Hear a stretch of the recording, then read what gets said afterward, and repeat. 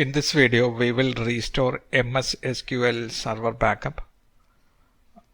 We have the backup on C drive, DB folder. We have two .back files. These are the backup for the database. Let us start the SQL Server Management Studio. Click on Microsoft SQL Server Tools. Then select Microsoft SQL Server Management Studio.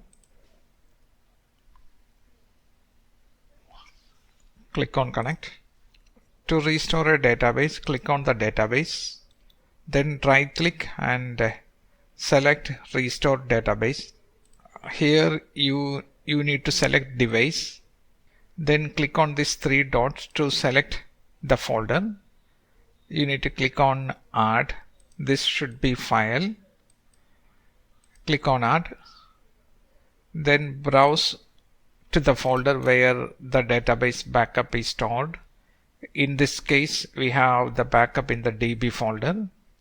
We have two files. These are two databases. So let us select one of the database, prototype.back. This is one of the database I want to restore. Click on OK. So it will autofill the database name same as the backup file name. Then it shows the details, backup taken on January 20th, and it will show the path of the file database. If you want, you can click on the verify backup media. Click on OK to restore the backup. The database prototype restored successfully.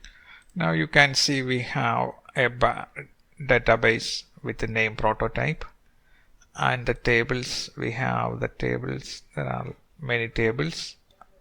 There is a pages table. Let us see if that have any data. This table has some data. Okay, let us restore the other database. Select Restore Database. Click on Devices, Device. Click on the three dots. Click on Add. Go to the folder where database backup is stored and select the backup file. Click OK.